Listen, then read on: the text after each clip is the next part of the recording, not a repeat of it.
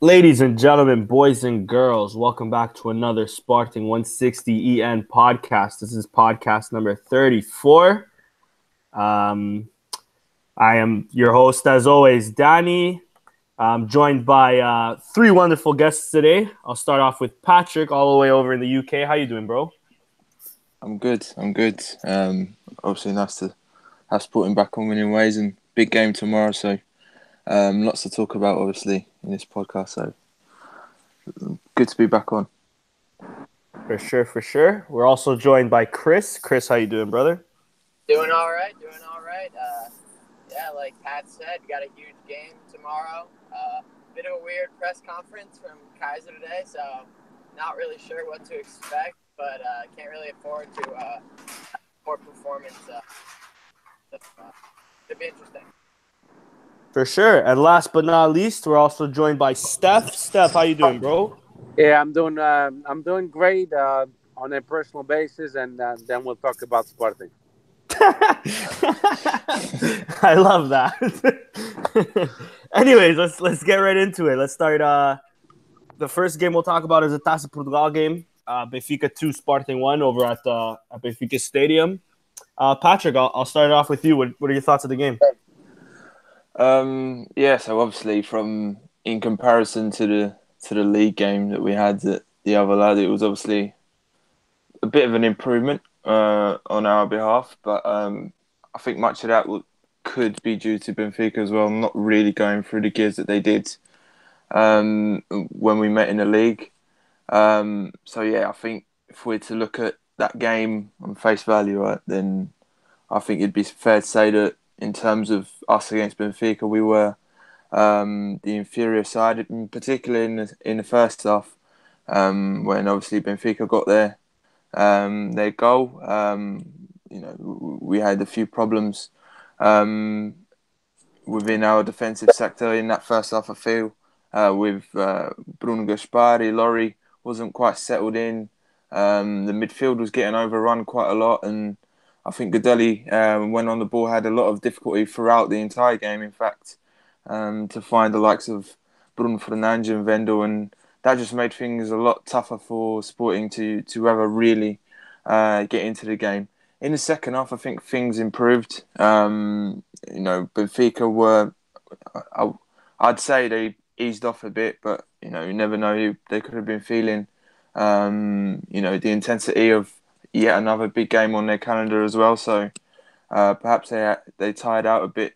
And that's when we started seeing Sporting, gradually grow into the game and make it more of a contest, which was good to see, good for the confidence as well. It would have been nice for Sporting to have scored that chance that they had early in the second half with Vendel. I think if that goes in, we really got a good tie on our hands, and Sporting could have even turned the game around completely. And that would have been interesting, obviously, going forwards. But unfortunately, we didn't take our chance at that stage. At the other end, the luck just wasn't with us. And at the other end, Laurie ends up putting the ball into his own net, which was unfortunate for him. It was a silly mistake to make in hindsight, to stick your leg out like that half-heartedly. And it cost us. It cost us the game. We still got that goal through Bruno Fernandes, which was a great strike from the midfielder.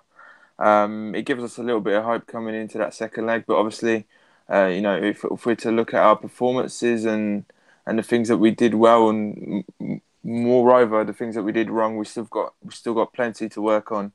And it doesn't bode well really with how Sporting have been playing lately. But at least it was a little bit of an improvement on the league performance. It is still a tight result, and there's room for improvement for Sporting to turn this cup tie around, and hopefully we can do when we take it back to the other lad. It's just a shame that it's in 2 months or so. For interest's sake, it would have been nice and interesting to have it a little bit closer, but at least we've also got time to pick up some form as well, and we never know what Benfica will be like in 2 months' time. So it's interesting in a different kind of way. So that's what we've got to look forward to, a nice close tie. And hopefully we can turn it around. Yeah, for sure. And I actually messed up a bit. Let me give you guys the starting 11 real quick before passing it off to Chris. We had Renan Ribeiro in net, Christian Borja making his debut at left back, Thiago Lori making his debut at center back, Coates and Bruno Gaspar at right back. Then we had Wendell, Bruno Fernandes, and Goudelli in the midfield, with Jovan Cabral, Luis Felipe, and Cunha on the wings. Benfica had Vilar in net, Grimaldo, André Almeida, Ruben Dias, and Jardel starting off at center back, though their youngster Ferro, I believe his name is, came in. Then they had Samaris, Gabriel, and João Felix in the midfield, or Pizzi in the midfield, with João Felix, Seferovic, and Salvio up front. Chris, I'll pass it off to you next. What are your thoughts of the game, man? Yeah, I mean, obviously, overall, it was a disappointing result, but I mean, it does leave us with hope. I think that if that late free kick by Bruno Fernandes isn't a goal, I don't know. I mean, obviously, like Pat said, you don't know how the teams are going to be looking in 2 months. They could be completely different. They both could be in great form. We could still be in poor form. Benfica could also be in poor form. So, I mean, you never know. But, yeah, I mean, losing 2-0 wouldn't have helped the case. It wasn't a great performance, but it was obviously an improved performance from the league derby, 3 days before, where we just got run off the pitch. Overall, Borja had a promising debut. I mean, Ilori was unfortunate to score the own goal, but I mean, he looked all right as well. He got a lot of shit on Twitter for the own goal, but I mean, it wasn't. I mean, it's a bit unfortunate. It bounces off his foot like that, but I mean, looking at his performance overall, I think he's miles better than André Pinto. So I mean, he's not the end all be all, but I mean, he's okay. I wish we could have tested Svilar a bit more, because I mean, even the few chances that we did have, he just looks shaky back there. He's young. I mean, he might have some potential, but I mean, for the time being, what he is right now is just young and mistake prone. And even the one chance, I don't remember who it was. It was a maybe shot from about 18 yards out, stung his gloves. And he couldn't hold it. I mean, he just is shaky, and I wish we could have troubled him a bit more, because if we could have got out of here a 1-1 draw maybe, or a 2-2, we'd be looking really good. On the flip side, heading back to Alvalade, down 2-1, a 1-0 win obviously puts us through. But when was the last time we've kept a clean sheet? That result doesn't bode well for us. So we're probably going to have to score multiple goals. Possibly may even need extra time if we're to win 2-1. But maybe our defense will tighten up by then. It's in 2 months' time. Let's just say our D can't really get worse. So I'm looking forward to it. And honestly, for our sake, it's probably better that it's in a couple months.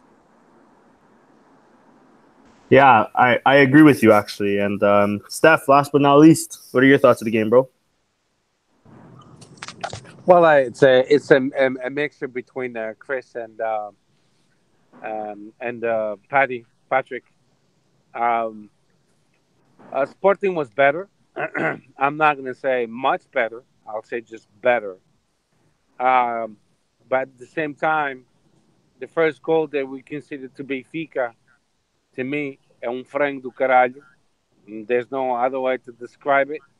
I'm expecting a goalie like a starting goalie from Sporting to do much better. That's the way we consider that goal was an embarrassment. We're talking about professional football. Am I right? Yeah, of course, bro. Yeah. Okay. So then René Ribeiro is a professional goalie. Am I right? Yep. Okay. So when you consider a goal like that, you look like a fucking amateur. That's my first take on it. You know me. I'm always the one that's a little bit more aggressive. And then the second goal, if you look at the line of defense, instead of putting the players of Benfica offside, we put them onside.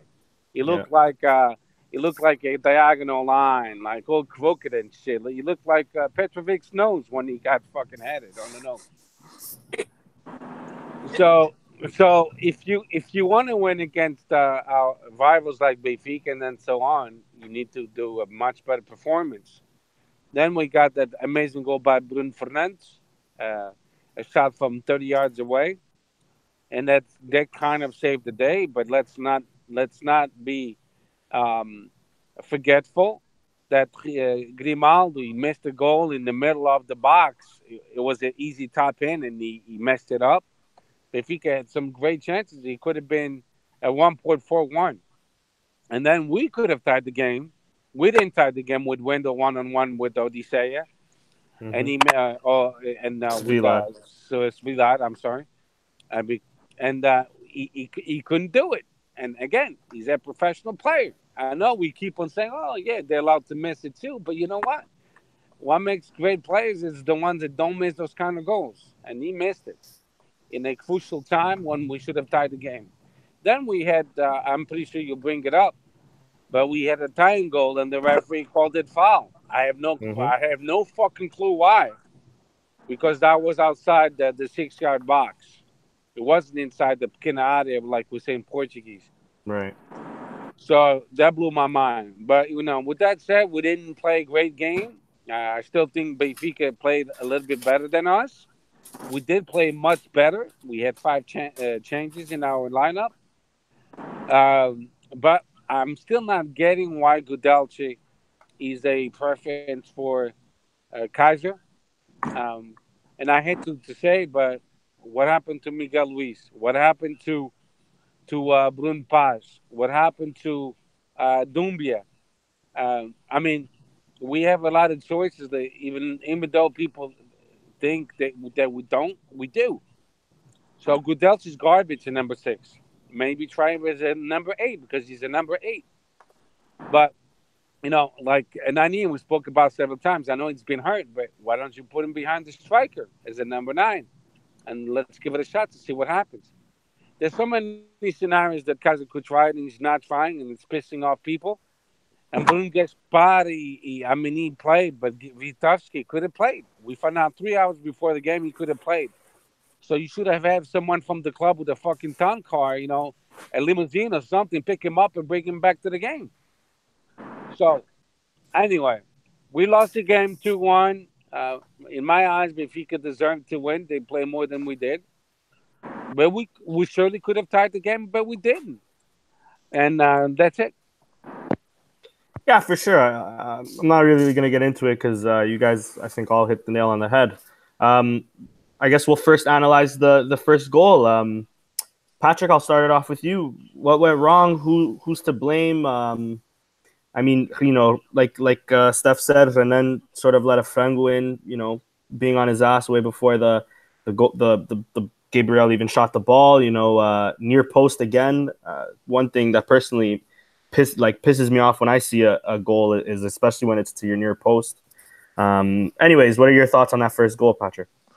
Yeah, obviously you'd always expect your goalie to stay secure at his near post, and I think Hernan probably just took it the other way. He probably thought, right, the logical thing here for Gabriel to do is to hit it across goal. So I feel like he sort of guessed at it a bit and was preparing himself for the shot to come flying across. But that wasn't what happened. Gabriel was just focused on hitting it as hard as he could. And he did. He caught the ball really well. And when you do that, and the goalie's obviously preparing himself to go the other way, the end answer to that equation is the goal that we saw. Obviously, Renan isn't like positionally prepared to stop a powerful shot like that, and it goes in at the near post. But sometimes goalkeepers take these risks. So I do feel a little bit sympathetic or understanding of what Renan was trying to do there. That's not to say I think that he's a goalkeeper who I feel confident in. He'd obviously be a very good backup, but I think that's what Sporting has. It's two goalkeepers in Salan and Renan who, for a club of Sporting stature, should only really be considered backups. They're not really first team goalkeepers, in my opinion, especially coming back down from the level that Rui Patricio set. It's a massive drop off that we've suffered in that department, and definitely I think Sporting really ought to have been looking, back in the summer for a proper number one who inspires confidence. He's a very good shot stopper, Renan. Yeah. He's obviously very good with the psyche behind penalty saving. But sometimes, and I think it's visible, it's the basics that he often gets wrong. And Salan's got a bit of that as well in him. He's a very good shot stopper. He makes some nice camera saves from time to time, and his reflexes are pretty good. But the basics, being dominant in the air, aerial ability, just general reliability. Those are the sort of qualities that are missing from our two goalkeepers, and you just want a nice, well-rounded goalkeeper to be your number one, especially at a big club like Sporting. I don't feel we have one of those. Yeah, I fully agree with you. Funny enough, I was actually just with a buddy of mine, also named Patrick. He's a Portista. He was even saying that the exact same thing you were, and that the perfect replacement for Patricio in this case would be like an experienced, top-notch goalkeeper. And I don't know. I just found it funny because I guess we had one in Vivianu, but that went sour. Obviously, the defending in that wasn't ideal as well. I think Bruno Gaspar, it's something that he tends to do an awful lot. He gets sucked into the middle a lot, and he creates an avenue for the overlap. Acuna, I believe it was Acuna who was it on that flank that went to sleep a bit as Pizzi made the pass for the overlap? Was it Acuna? It was Acuna. Yeah. So there's blame dotted around that goal. It's not just. It isn't something that should be aimed just at Renan. I think it's something that we really lack, is working our way back, and I think that was always evident even in Kaiser's best games in terms of transitioning backwards. It's something that we really struggle at, and I think that was a very good example of that. There, and just to finish off this topic, Zeprate on the chat right now. He's asking, should Sporting sign Claudio Ramos from Tondela? Patrick, what do you think? Well, I think he's a decent goalkeeper. As you say, good shot stopper. He's decent with his feet as well, which would probably suit a style of play that we have right now. I'm not sure whether this style of play is something that will stay, or whether one day I don't know. Who knows? We get fed up, Kaiser, sack him, and we go a different route. I don't know, but imagining that possession football is something that Sporting's trying to implement from top to bottom, and whether Kaiser's here or not, it's something that we stick by. Then I think Claudio Ramos will be a decent goalkeeper. Obviously, he's got a lot to prove. It's a big step from Tondela to Sporting, in terms of proving that you're ready to be number one for one of those clubs. Many shot stoppers have looked good at lesser teams and have come to a top team and failed. So you do worry about that sort of thing with Claudio Ramos. But I think he's an interesting goalkeeper. He's a goalkeeper who's been on the periphery of the Portugal squad even at times. So that goes a long way into demonstrating how interesting he is as a player. So I'd definitely be open to that sort of scenario if Sporting were ever interested in going for a goalkeeper of that caliber. He's obviously a goalkeeper that knows the league quite well as well, having played multiple seasons at this level. So I think he'd be an interesting addition if Sporting were ever to make it. Yeah, I think Ramos is a decent shout. Steph, I'll ask this next question to you because you sort of brought up the Villar foul. The second goal, Felix's goal. Do we put the whole blame on Ilari? do other players let him down? Also, do you think there's a possible handball on Seferovic just before?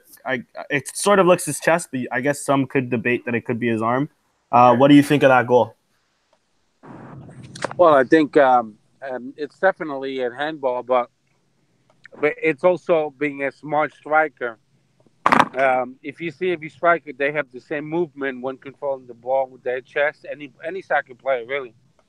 So it's up to the VAR to notice that. And if he gets away with it, so hey, prompts to him. Prompts to Ferovic, or what the fuck his name is. Yeah. That he got away with it. Was it a handball? Yeah, it was. It's you could see it on replay. But I don't blame the player. There's a system in place that's supposed to call those plays, and the system failed. Now the question is, why did the system fail? And that's the question of the day, and the one is asking the fucking question. The intervenience that's been nominated for the VAR, they're questionable. I'm questioning the Portuguese referees, and that's something that fans and don't like to talk about it, like the small details and the nitty gritty. But me as a fan, a Sporting fan, I notice these little things, and it's a shame that no one is talking about it, or if they talk about it, was like very lightly. But the VAR fucked up. I'm not gonna blame the Benfica player, because every player will try some malicious stuff. Sportingista players, Benfica players, Portuguese players, Guimarães players, and so on. It's up to the referees and the VAR in this argument to catch it, and they failed to catch it, or they in their mind, in their way, they were seeing things. It wasn't a handball. Okay, fine. If they don't think it's a handball, let's wait until the next play that the same shit happens to see if they don't call it. Because then if they call a handball the next time they have a game, other teams involved, then it's a fucking problem. There's no consistency. Okay, so there it is. So then to finish it up, our line of defense was terrible in keeping all the Benfica players onside. There's no communication. Our defense, they didn't form a line to put them offside, and that's an embarrassment. We behaving like a second division, third division team that we don't even know how to put people offside. So I blame the whole defense on that play. I'm not going to blame Ilori specifically because he hit his left foot. I know he moved it a little bit, but that's an instinct of a player that I'm not going to blame him 100%. It's his fault. Why did he move his foot? I understand why, because it's an instinct. As human beings, we tend to have instinct. Yeah, to be fair, he did try to get his foot sort of out of the way of the shot, to be fair to him. So yeah. I'm not gonna blame him on that. I'm gonna blame the whole defense, and I'm gonna blame the VAR because they should have canceled the play when Stefarovic did a handball. Controlled the ball with his hand. It's clear that it's not even deniable. It's clear. You could be fucking Stevie Wonder and still see it. So, it is what it is. So I blame the VAR, and then first, and then secondly, our defense not to keep the Benfica players offside. Fair. I think the only thing I can blame Ilori on is not booting the ball away when it was coming across the box. I think that was his only mistake on that play. Was you see him sort of pulling away from that, thinking maybe Borja will get it on the other side, or not risking an own goal, or not knowing what's behind them. And though I get it, you only have a split second to think about it. I think he should have maybe been a bit more aware that he had enough space and time, even if it's to kick it out for a corner. He should have stopped that ball from coming in. But the own goal, I can't put too much on him. I mean, he, like you said, Steph, it's an instinct. He even tried to get himself out of the way. So fair enough to him on that. Then of course we had that beautiful Bruno Fernandes free kick that got us to 2-1. And then of course what Steph mentioned earlier on the 89th minute, sort of a foul on Svilar. I'm not too sure. The cross comes in. Svilar sort of pushes out to punch away the ball. Bas Dost is jumping straight up to try to win the ball. There is contact made. In my opinion, Zvila makes contact with Bas Dost, not the other way around. And like Steph said earlier, it's out of the small box, the Canaria. But Chris, what is your opinion on that? Should that goal have counted? Is that a foul? What do you think? Yeah, see, my problem with that is I think that the referee blew the whistle, therefore killed the play. So even though Bastos scored, it's not reviewable because the ref had already blown the whistle. Sort of like if a player is onside, the guy puts his flag up and the guy scores, and then but since they already blew the whistle, the play was effectively dead already. So it doesn't really matter that he was onside. I think it's the same type of deal. So I mean, to me, Sevillar, I touched on it earlier, comes out very unconvincingly. He's almost at the top of the 18-yard box. Just kind of it clatters into Bas Dost, who's just going straight up, and the ball is just kind of right there, and Bas Dost puts it away. Referees tend to side with the goalkeeper in situations like that, kind of to defend the keeper, but I mean, he's not like you said, he's not in the 6-yard box. He's twice as far away as the 6-yard box. So yeah, I mean, I think it's a bad call. If anything, he should have just let it play out, and then maybe look at the VAR. But I mean, the goalkeeper, there's contact. It's just the ref's instinct is just blow the whistle. Yeah, I agree with you there. Final question. I'll start off with you, Chris, and I'll ask all three of you, or all three of you. Overall, what were your thoughts on Ilori's overall debut as well as Christian Borja's overall debut?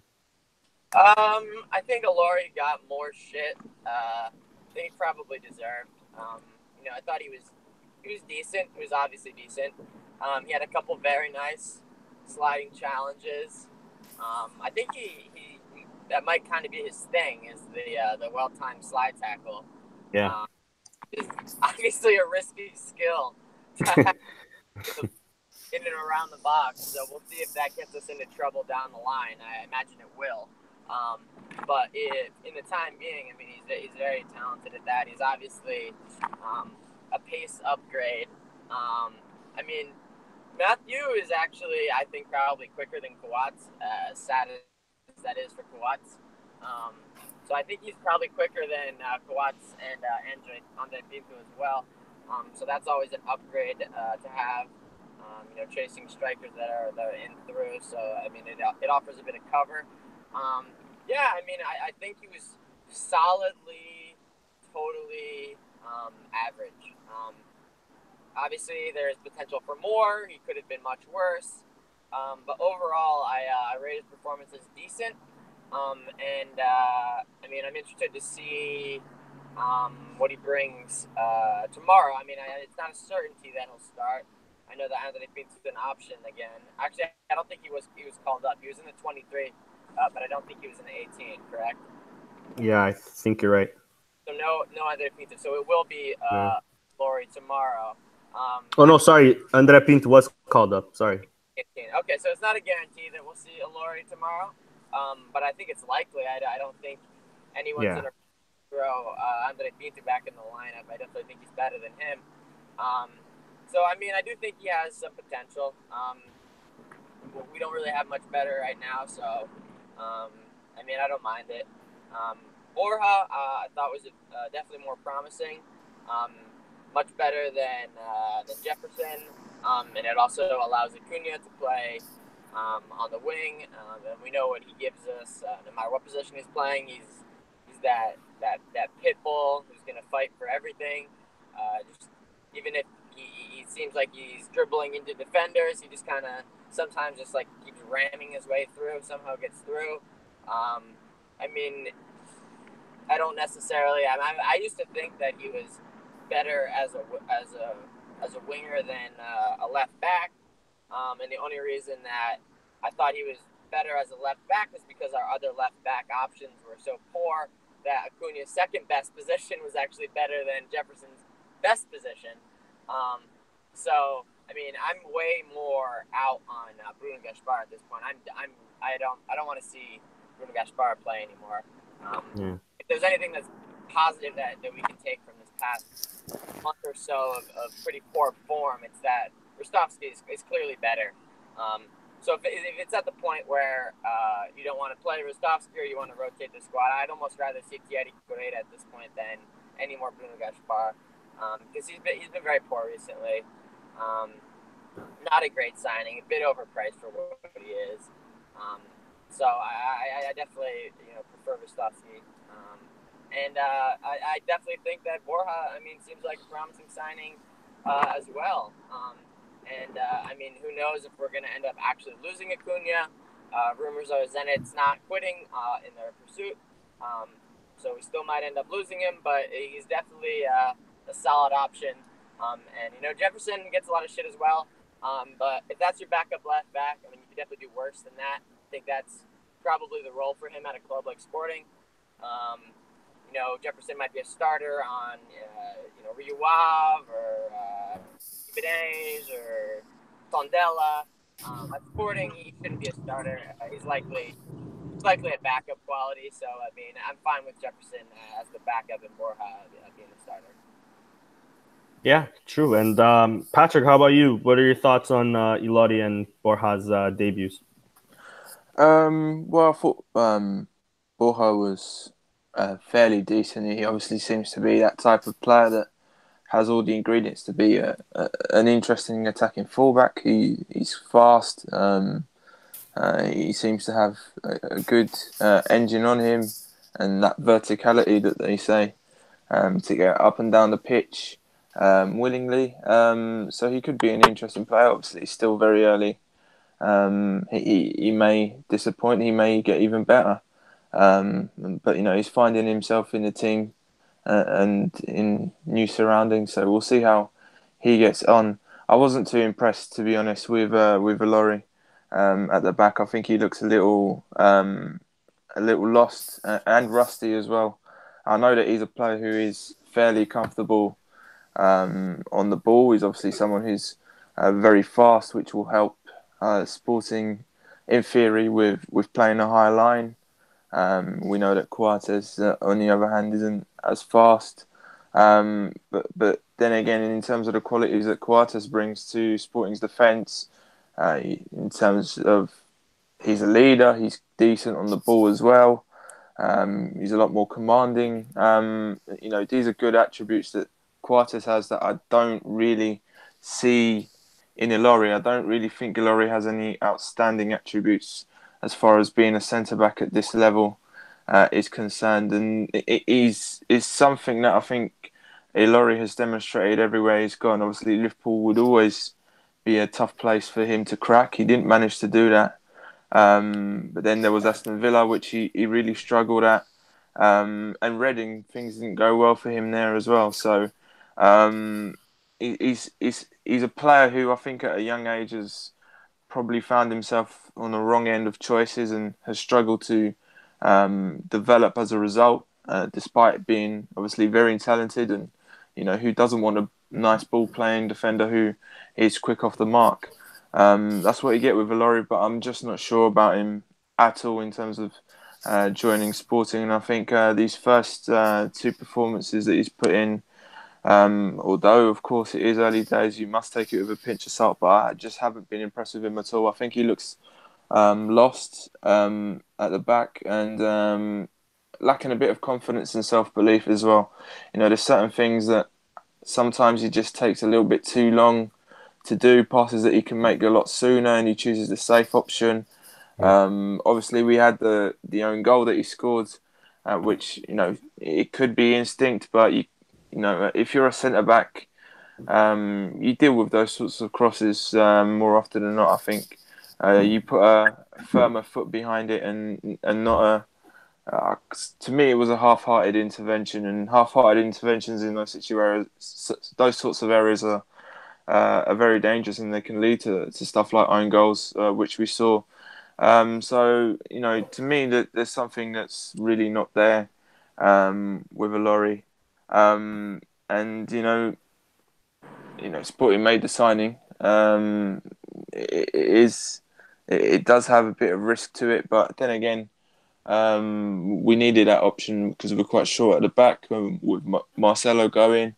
I'm not sure who's the better option, to be honest, out of Andre Pinto and Ilori right now. I still think Mathieu and Coates are very secure at the back as a duo.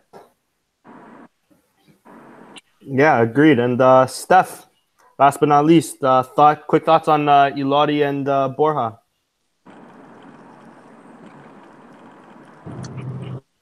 I'm excited about Borja. I think he's an exciting player. He's fast. He's consistent. Defensively, he's okay too.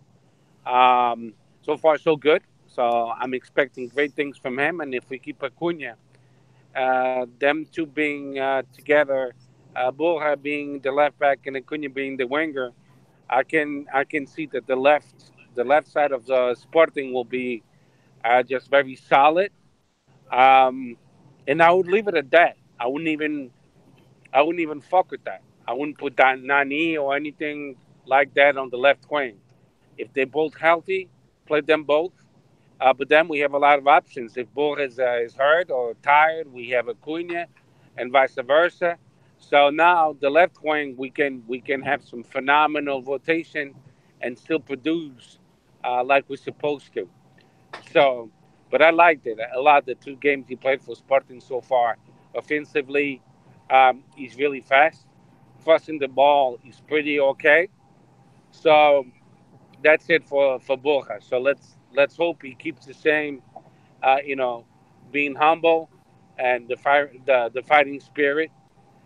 Because sometimes certain sporting players start that way, and then for some reason it diminishes. Ilori, he's definitely a center back with a lot of speed. He's tall. He gains most of the headers, which is a good thing.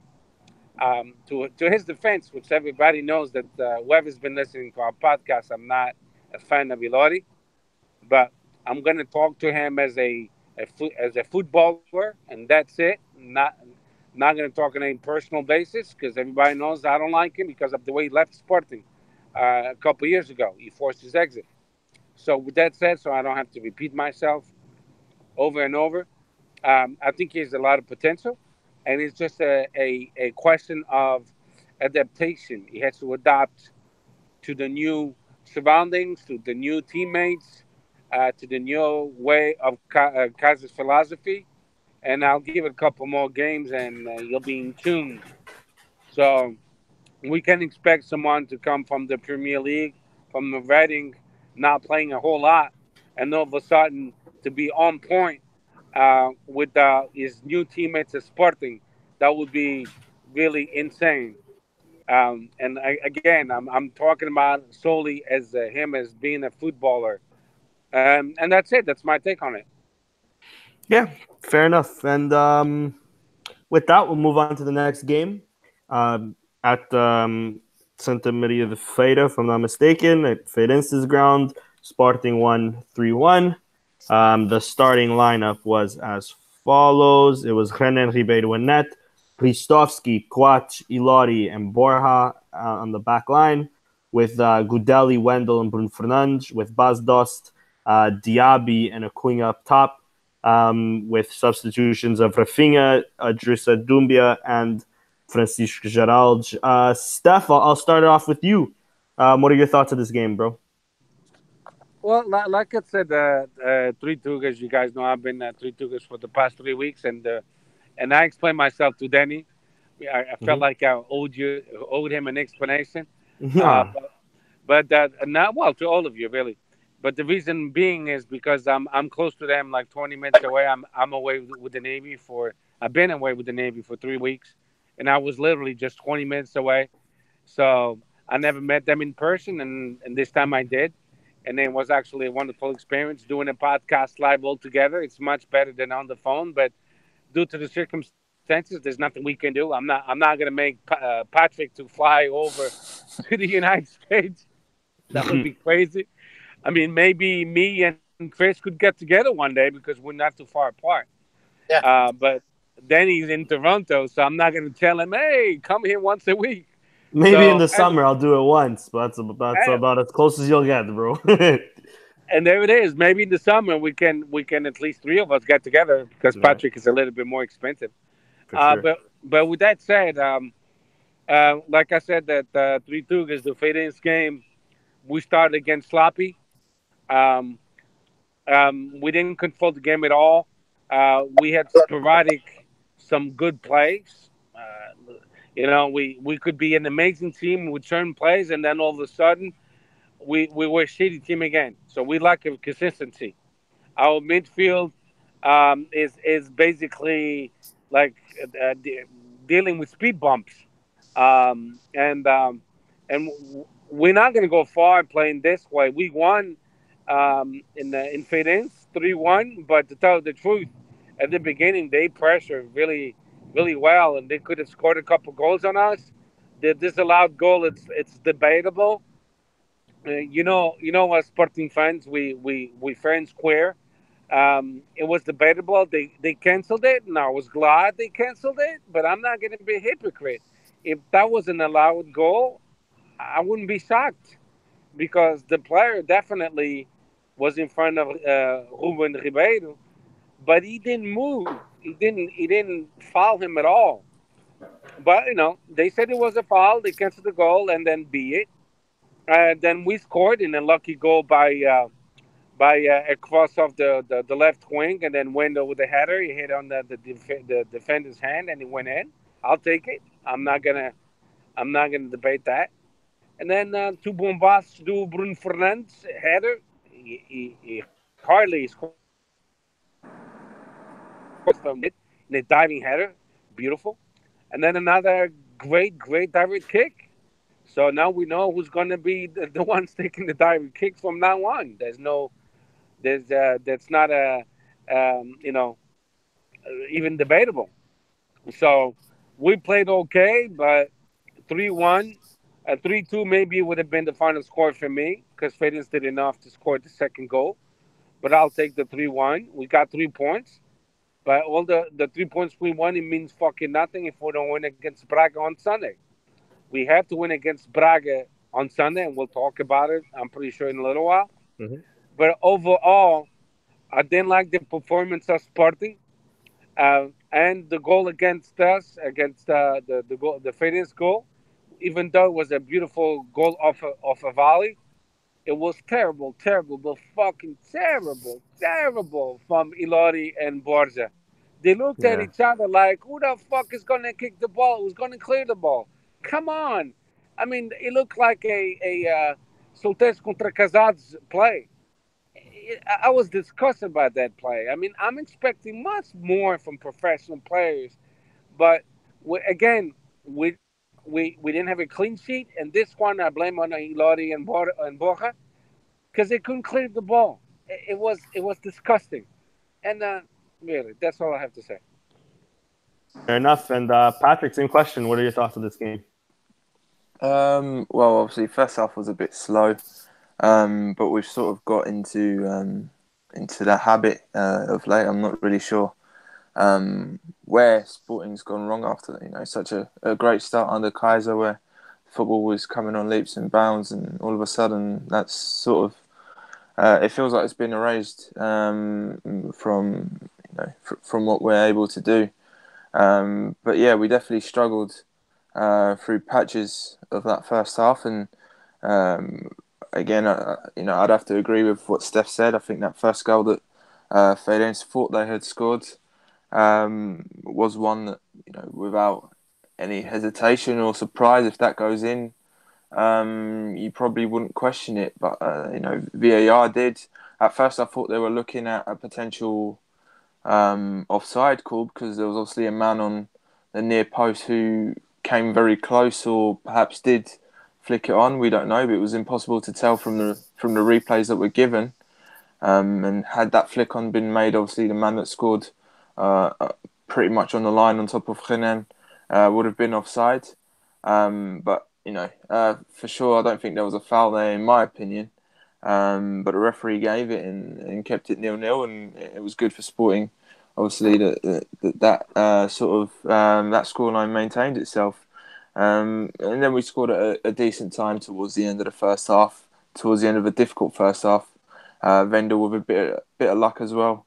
Heading, I'm not sure where the header was going to, but it came off the defender's hand and found itself in the back of the net. So good timing. And I think in the second half we improved a bit. We started to see a few more combinations in the middle of the park. Bruno Fernandes started to take control of the game a bit more, and Vendel as well started to appear in the pockets in between the lines. And steadily we saw a little bit of the old Sporting under Kaiser, where we're combining with short passes and we're not forcing the long balls or the crosses into the box. Ironically, having said that, our second goal comes from a cross into the box, but a good ball at that from Diaby with an in-swinging cross, and Bruno Fernandes makes that run to score a diving header. And by the time he scores the third from the free kick, it's solid. It's in our hands, and obviously perhaps that's why we got to see a bit of Gerald's play out there as well, given that we were 3-0 up. But obviously disappointing to concede another goal. It seems like clean sheets want nothing to do with Sporting at the moment, and I feel this pain twice a week as well, because Arsenal are exactly the same. No matter how comfortable the game may turn out to be, we always find a way of conceding, and it's frustrating to see. Obviously, you want the team to put in a stellar performance and keep a clean sheet. 3-0 at Fairense would have been a nice confidence boost. It still is. We win 3-1. But obviously, it's never nice to see those weaknesses at the back exposed. But good result, good way to bounce back, and hopefully, with the confidence that we take from this game, we can do something tomorrow against Villarreal and go on from there, because we really need to put this bad run of form these last 3 weeks. We need to really put a lid on that and crack on and with our season. Enough. And Chris, last but not least, what are your thoughts on the game? Yeah, I mean, I think that an important thing to remember is Fairense is the worst team in the league. It had all the makings of being a bounce back game for Sporting after having lost.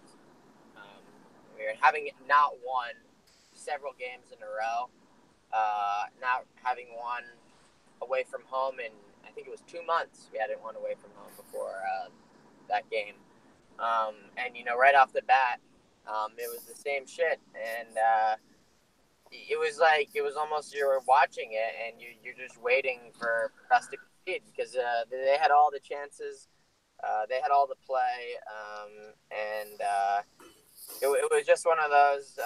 It's like I know this goal is coming, and it did. It did, and we got very lucky that the goal was disallowed. Do we know for sure if it was offside or obstruction? It was I obstruction. think it was obstruction, yeah. Yeah. Yeah, I mean, there's not a whole lot there, definitely. Definitely fortunate. Yeah, I mean, we really didn't create that much offensively, though. I saw a shot chart. We had 4 shots on target, 3 were goals, and 1 would have been ruled out for offside had it gone in. That chance Bastos had it about, probably say like 35 minutes, a bit before halftime, where he kind of like volleyed it, half volley, and Faiden's goalie made a pretty nice save. But I mean, had he scored, he would have been offside. So realistic. Oh, I lost you there. Yeah. So realistically, we had 3 shots on target and 3 goals. So that's very, very lucky. Yeah. We didn't play great, but it was a needed result. I'm happy that we got the result. But it really wasn't convincing once again. Pretty poor from a lot of players. Elori was pretty poor. Gudeli was poor. Bastos was poor. Diaby was pretty poor. I mean, it just wasn't good. Sporting's clearly still in the rut that they've been in, of late. probably at least a month or two now, where it's been really poor. And I don't know. I don't know what it's going to take to change it. Any hopes I think that we all have of seeing some rotation at the sixth spot is Kaiser's press conference today, where he's like buddy with Goudelli and talking about how Goudelli plays good defense and Goudelli for Fernandes to not worry about playing defense because he has it under control.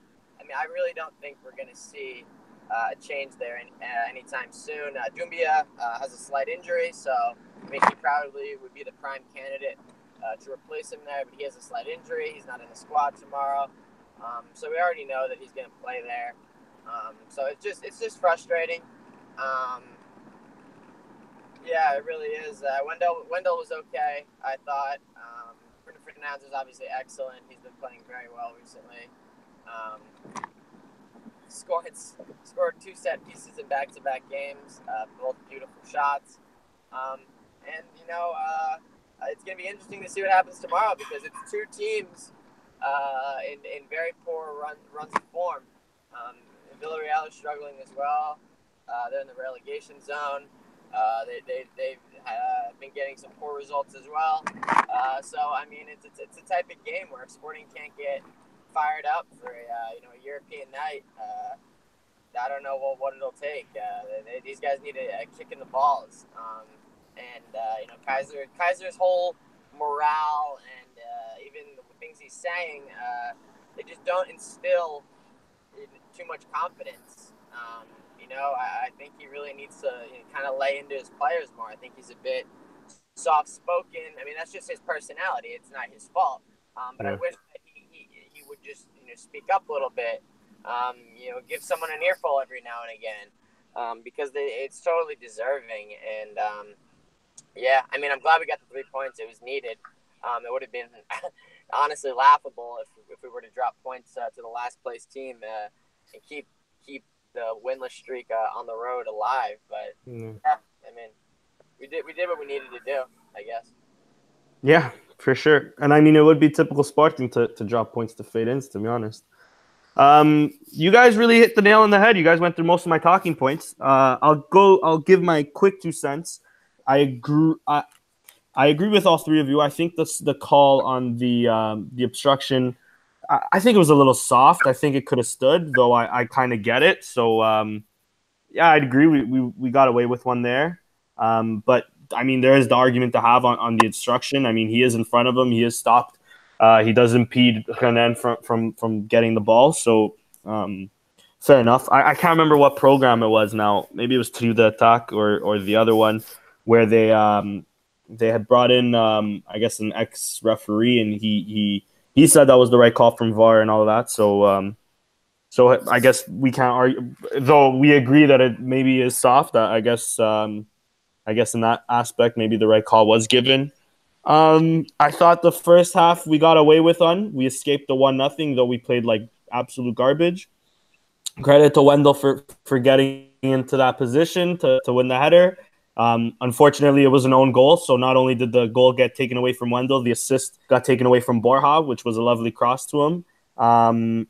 Aside from that, like Steph mentioned in the beginning, it was a poor goal to concede against them, and that's that. Patrick, I'll ask you this question: what did you think of Francisco Gerald's 20-minute little cameo? Oh, well, it was very difficult to judge, to be honest. I was looking forward to seeing him in action, but there wasn't really much that could be fed into our minds really from that 20 minutes. Obviously, the game was dying down as well, so it must be super frustrating for a player to come in. And I mean, 20 minutes is a decent time for something to happen, but it's always very dependent on the flow of the game, and I just don't think the flow was there for Gerald to make a real impression. But I'm fully behind those that call for greater opportunities for the likes of Gerald and even deeper with Miguel Luis and Thierry Correa, Bruno Page, those players who have been on the fringes of breaking into the first team for some time. And yeah, for sure, I'd like to see more of them in the future. Agreed. And Chris, I'll ask you the same question. What did you think of Gerald's 20-minute cameo, or too little time to really judge him? Yeah, I definitely think it's too little time to judge him. Yeah. I definitely want to see him more. Yeah. And possibly even with Bruno Fernandes. Yeah. So, I mean, I don't think it has to be either or type of deal, because obviously Bruno Fernandes, you want him on the field the most times. I don't think he's me getting subbed out too often, and I think the only reason he did is because we were up 3-0, even though it's probably the least comfortable 3-0 I've ever seen. But regardless, the scoreline reflected the game pretty much being pretty much done for the most part. So we got a chance. On Twitter, we're very quick to jump to conclusion one way or the other, like, oh, he shit, he has no intensity, he's too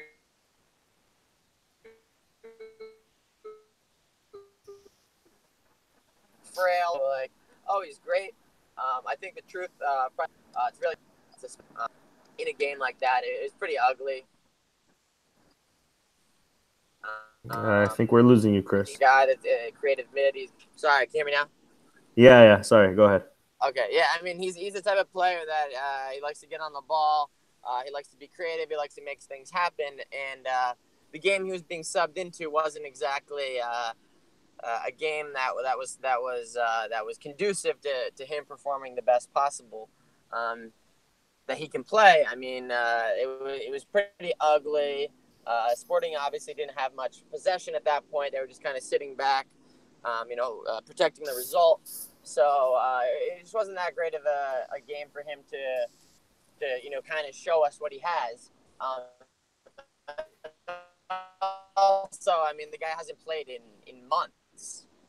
He played first time he's had competitive action. So, I mean, I don't know what we should have even have expected for him in the first year. Got pulled. Nice moment. It was our and I mean, I used to not see what he has to offer.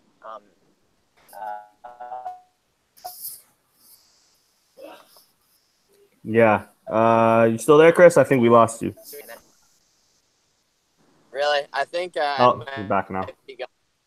I think I might be going through a pretty shitty cell area. Yeah. All right, well, it's all right. We got the most. I think we understood most part of what you were saying. Anyways, we just lost you towards the end just a bit. Anyways, we'll move on to Twitter questions before we talk on our upcoming games predictions. We got a few Twitter questions today.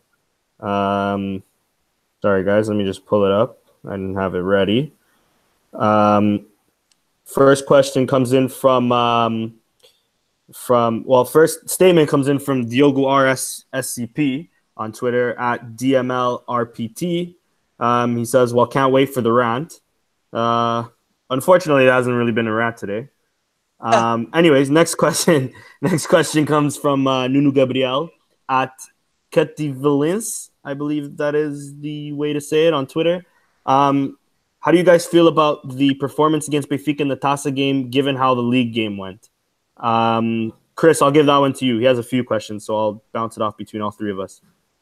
How do I feel about the Taça game compared to the league game? Yeah. I mean, obviously, it was a better performance. I mean, I didn't really have super high expectations going into it, but I'm glad that we at least somewhat showed up to play the game.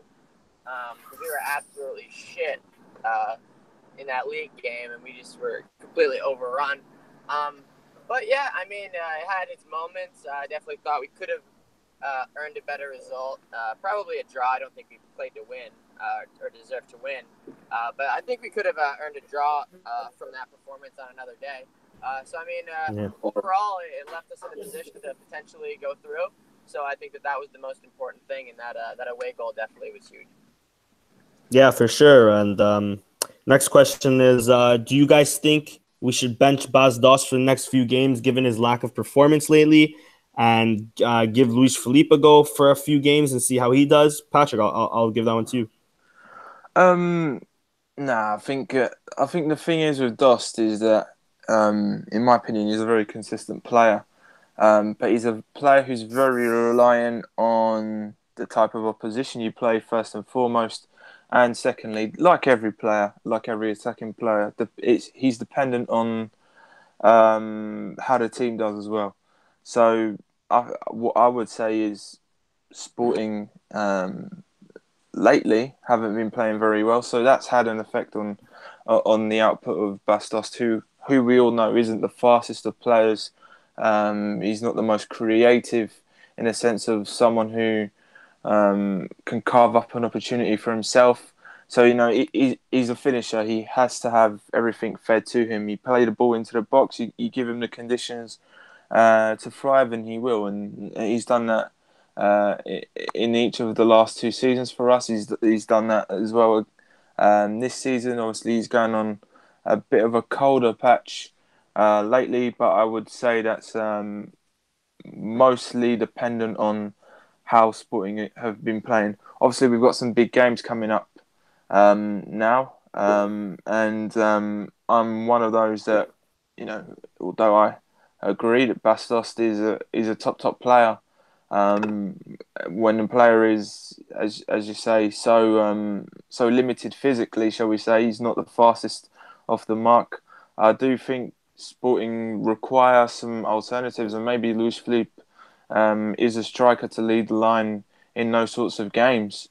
He's not much faster, but he is faster. He is stronger. He is someone who will give defenders a headache, given the opportunity, I believe.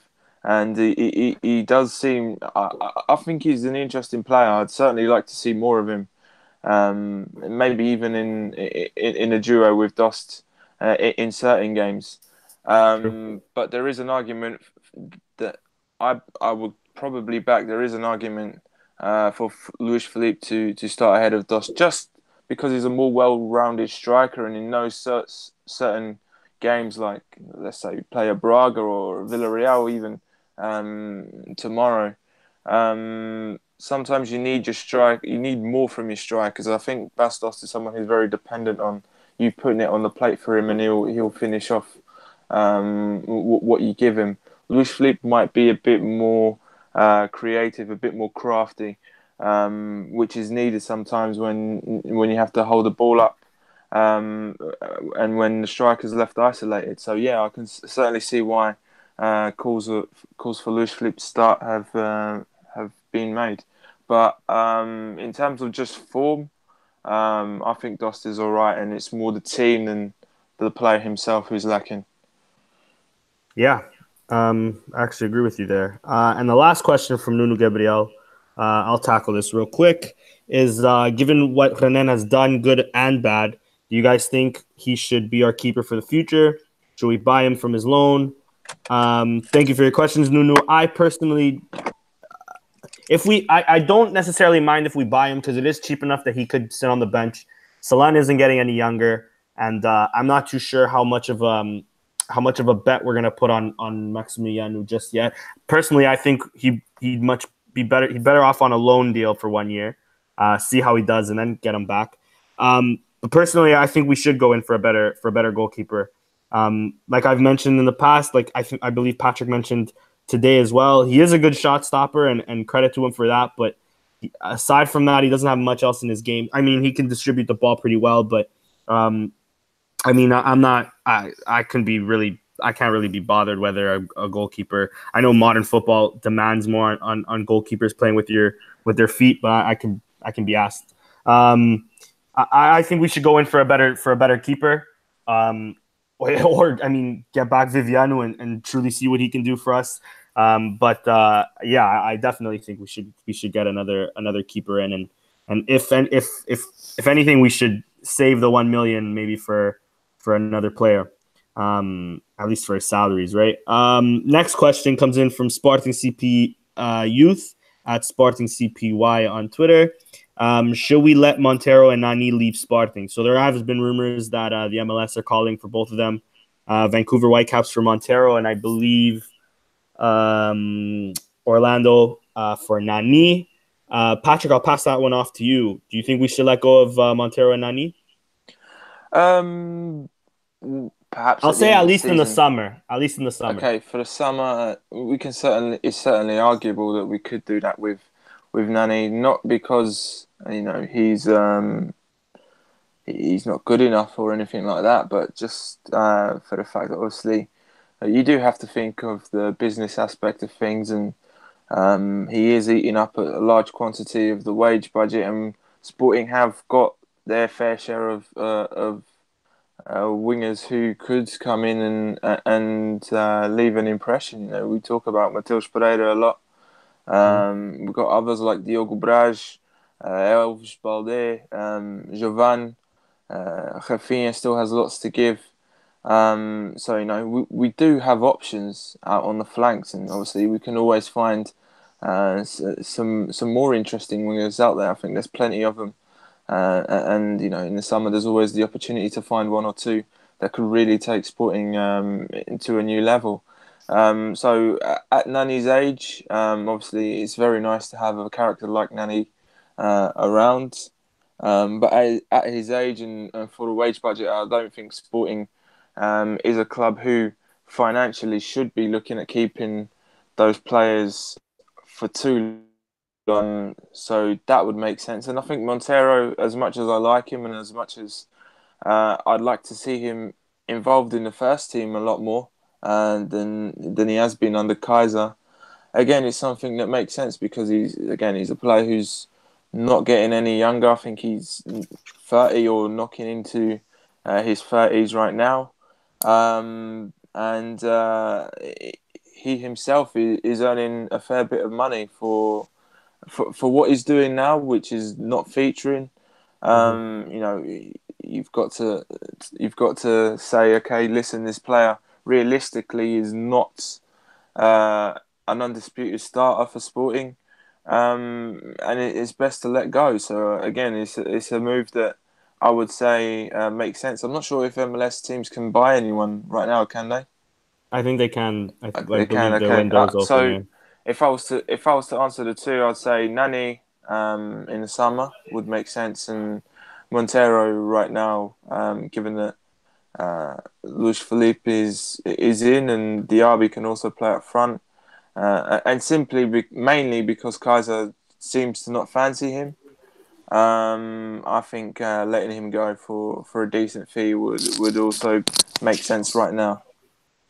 Yeah, agreed. And with both. Even though I love Montero and I think he should feature more, I think his time at Sporting is unfortunately up. Second last question comes in from Kevin. He was in our chat earlier, but he just left. At Kev1 and Arouge6 on Twitter. He asks, what are your opinions on the recent change of mentality from Kaiser, given his recent statements? Chris, what do you think?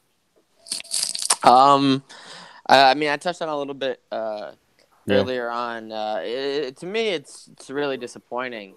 I understand what he's saying in some of the quotes or what he's trying to say.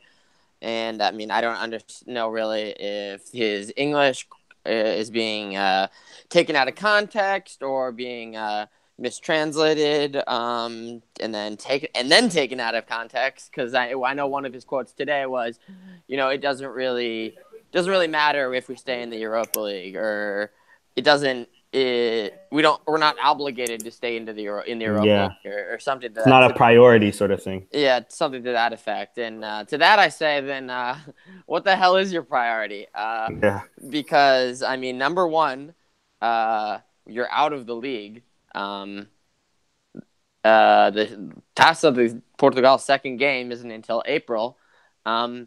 Why wouldn't you want to make a European run? Number one, to win some money. It's not the Champions League money. We're not getting 10 million if we make it to the next round. But you win, I think it's like $500,000 with each game, and then maybe 2.1, I think, if you make it to the next round. So, it's an opportunity to make $3 million right there by winning 2 games and advancing against a struggling team. I mean, I smell some blood in the water if I was Sporting. I mean, Villarreal is shit right now. I mean, obviously we haven't been performing that great either, but I think we have a squad that can beat Villarreal over two legs right now.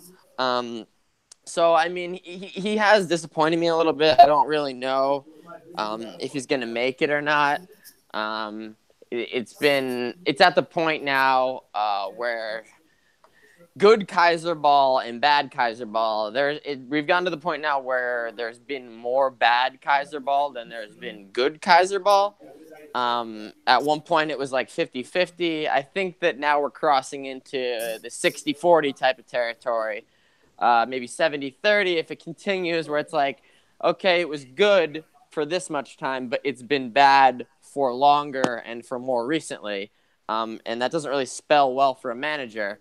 Because you're looking at more of your recent results as opposed to your results in December. So, yeah, I don't know exactly what his end goal is. I don't know what exactly he's doing to motivate the team. I don't know what he's doing to prepare the team because we always seem to come out flat. Like without fail, every game we come out flat. We always concede, and I put these things a lot on him, and if he doesn't adjust or these things aren't corrected, or if there's no signs of improvement that are clearly visible, I don't think it spells well for him. Yeah, agreed. And last question comes in from Joel De Silva at DaJoLeon073 on Twitter. It is a 3 or 4 part question. It's actually pretty good. I'll give it to both of you guys. So he asks, what are your predictions on the next summer transfers for Sporting? Who's going to leave? Who would you like to see as replacements? Maybe not direct names, but of course, if you guys have direct names, definitely shout them out, but maybe positions or whatever. And also, how far do you guys think Sporting can reach during this EL campaign? We'll actually answer that in a bit when we talk about Villarreal more in depth a bit. So, Patrick, I'll start with you. Predictions in the summer, who's going to leave, and who would you like as a replacement?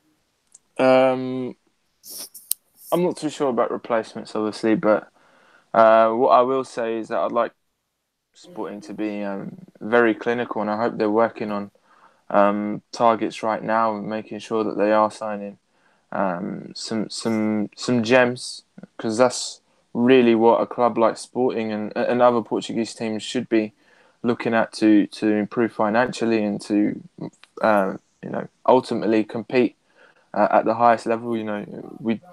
Portuguese teams don't have the resources that other big leagues have, so they really have to think ahead of the curve.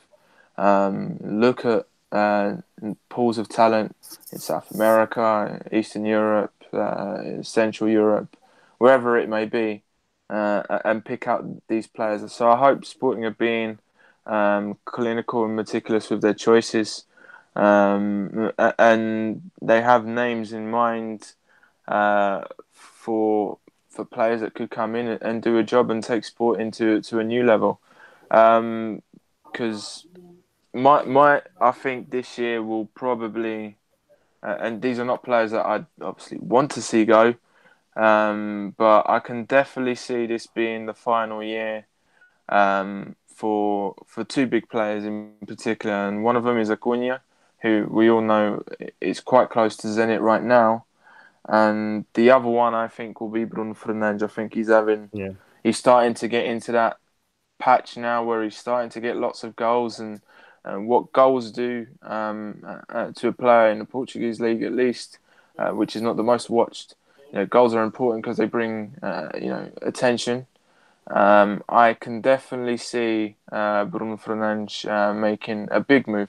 Hopefully, if Sporting know how to negotiate and make a big move away from Portugal and into a league like the Spanish league or the Premier League, which I think are leagues that would definitely suit a player of his caliber quite well.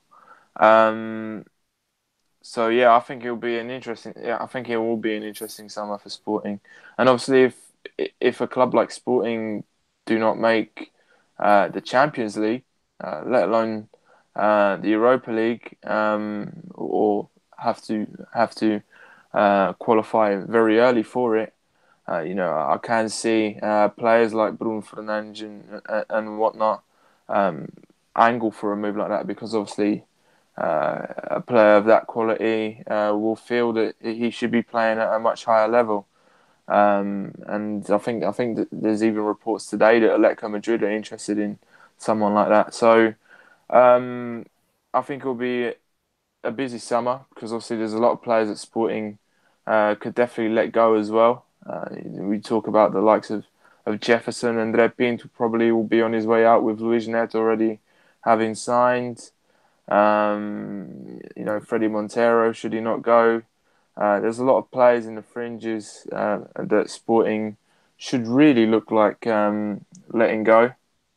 So yeah, I think it will be very busy. It always is busy for a Portuguese league side anyway, but I think it will be especially busy for Sporting, and it'll be interesting to see what Varandas can do with so many tasks ahead of him in the summer. Hopefully he doesn't balls it up like the previous president before Bruno Carvalho.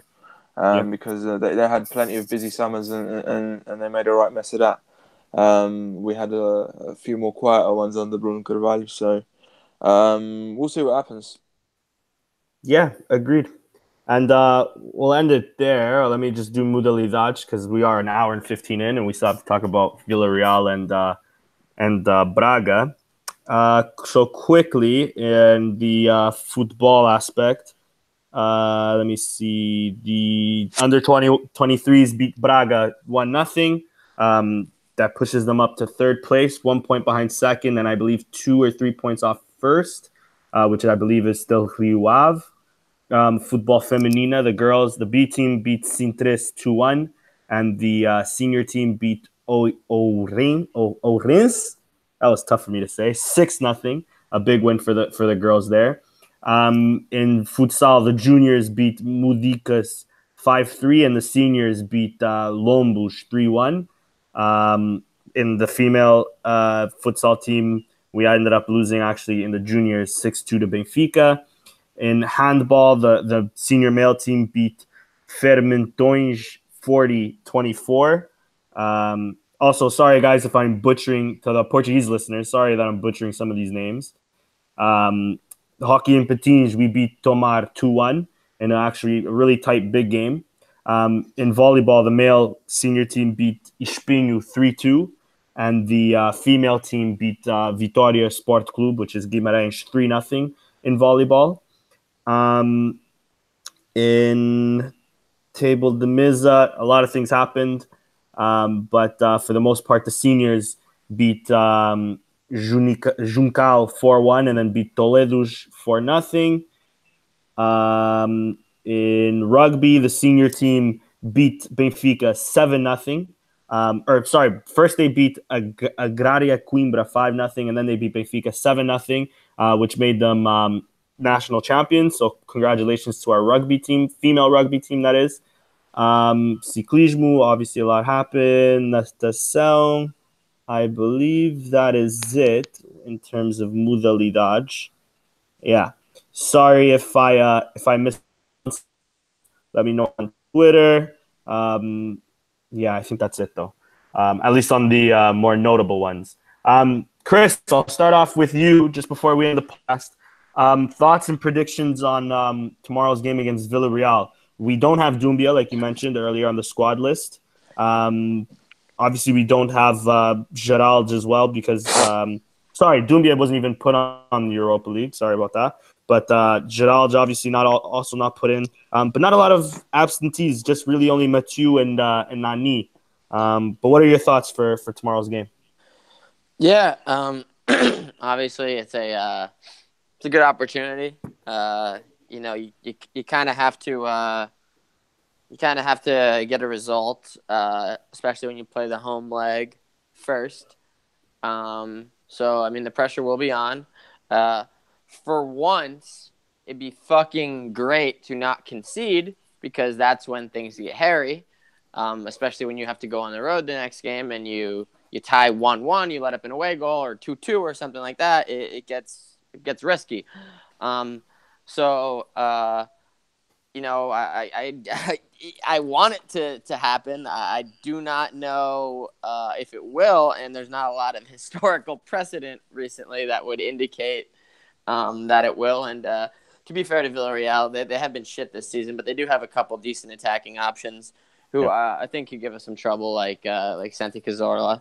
So it'll be interesting. As far as result, I think we get the job done. I think we win 2-1. We are going to concede, unfortunately, and everything will be open to play for returning to Spain. But I do think we go there with an advantage at least. Yeah, for sure. And Patrick, how about you?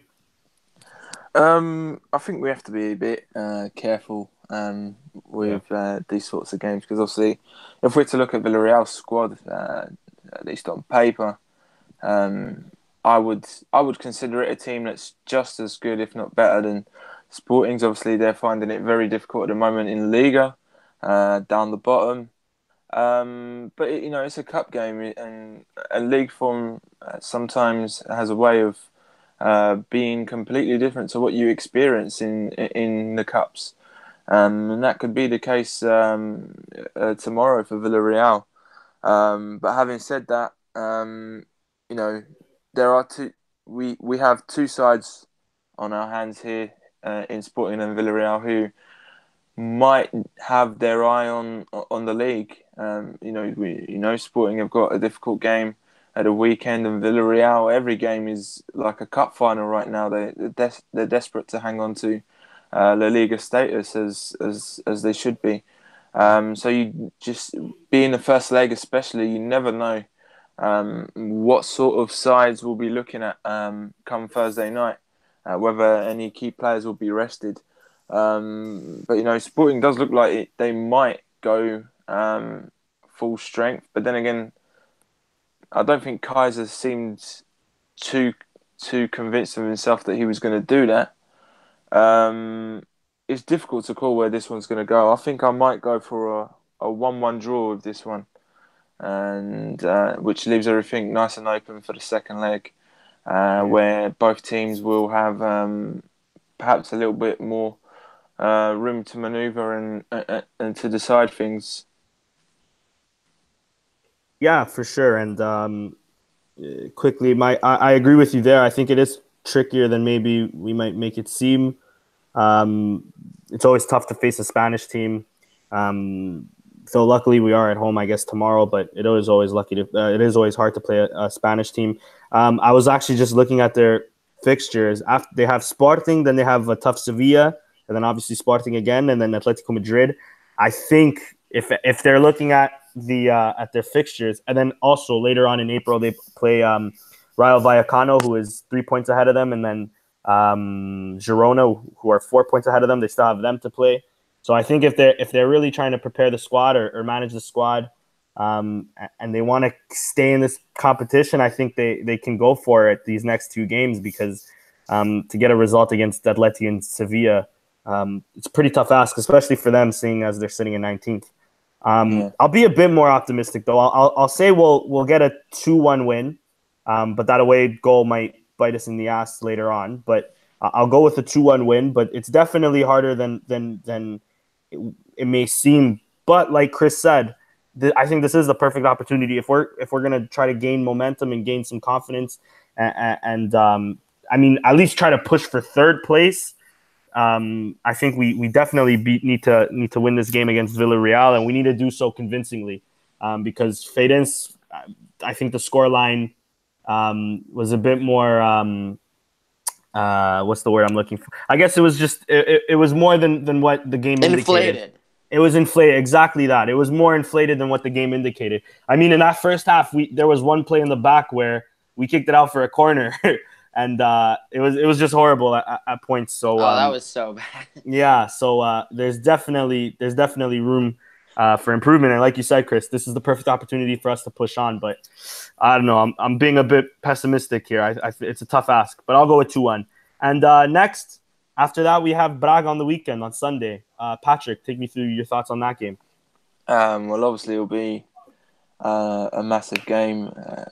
Two sides that are right at the top, battling for their position in the top four hierarchy. So massive game. I think Braga will come into this really fired up. Obviously, they found themselves in a weird sense of rage after the semi-finals.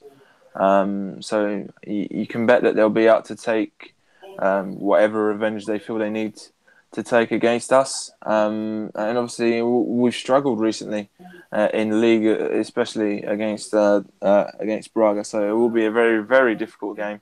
But it's a game that I think Sporting really, being the superior side in a sense. In another sense, Braga will feel they're the better side. But being Sporting and going through the struggles that they have done in the past month of January, Sporting really, if they want to finish higher up the table, I think Sporting really need to grab onto this game and find all 3 points so that they can hopefully use it as a catalyst for games that are coming forward. Not only do you beat a direct rival, but you also you gain confidence from it and you move on with that. So I think this is definitely the big fixture for Sporting, which is why I say I'm not sure whether Sporting will have one eye on this tie or maybe even both eyes come tomorrow when the lineups are put out.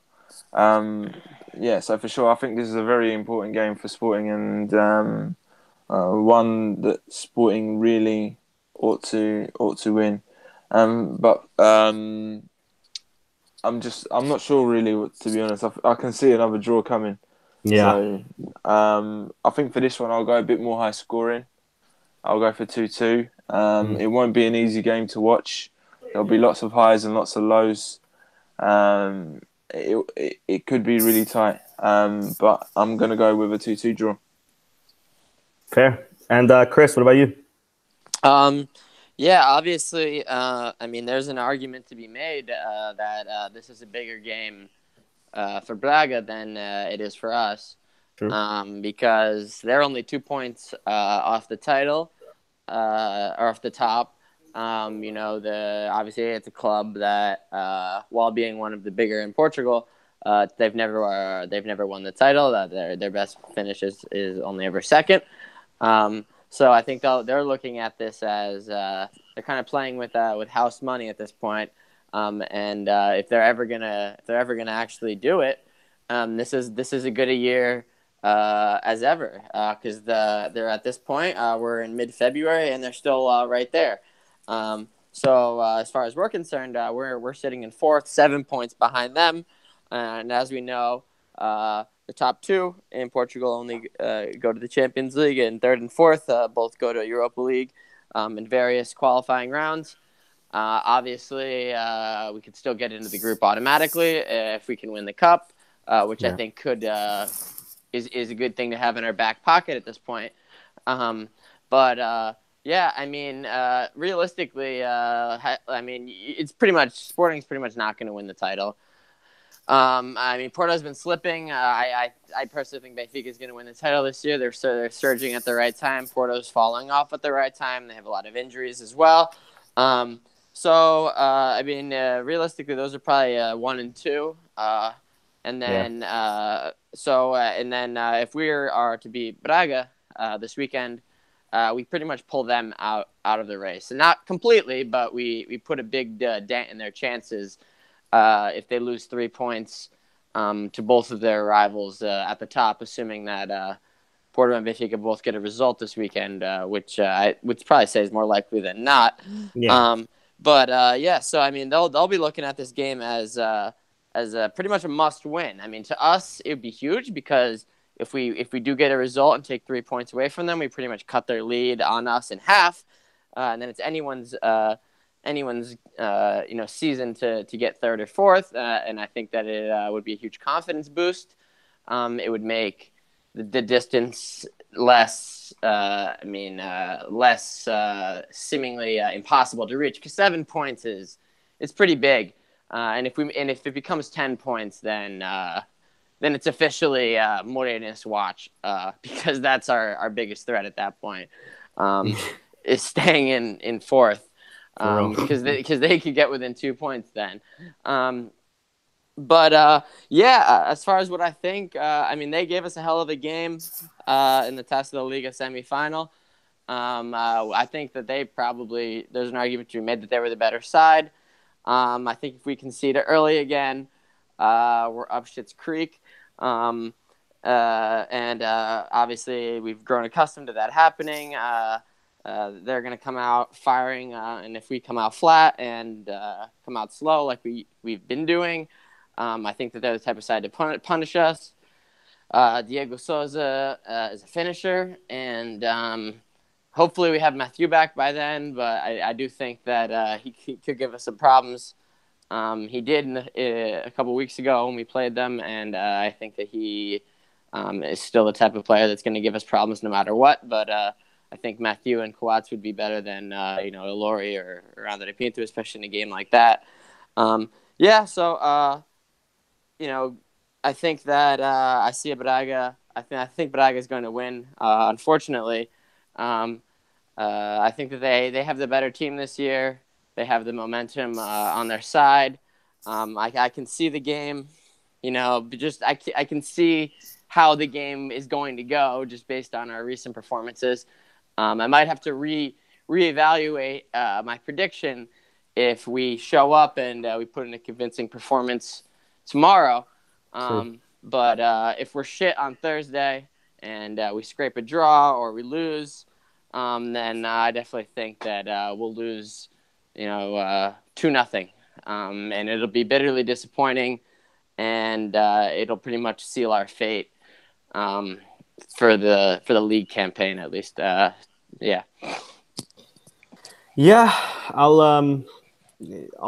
gonna be a bit more optimistic just because we're playing at home. I'll go with a 1-0 win. I really do hate Braga, and I hope we end up beating them and I guess kicking them out of the title race and bringing us closer to at least third. But I'm with you there, Chris. I think if we even just if we scrape a win against Villarreal, like an ugly sort of performance, I don't know if that'll be enough confidence to really bring us the W against Braga. But guys, that was our show for today. That was podcast number 34 in a wrap. Thank you guys for joining us. Patrick, thank you for staying up late all the way over in UK. Chris, thanks for joining us on your drive home. Steph, I know you're going to be listening to this later. Steph had to step out because he's with his in-laws currently, so I don't know if he's probably hating that more than doing the podcast. Obviously, just kidding. Guys, thank you everybody that was in the chat. Zeh, Johnny, Lauren, Kevin earlier. If I'm missing anybody, I'm sorry. Guys, thank you for joining us, and stay tuned for next time, and Viva Sporting!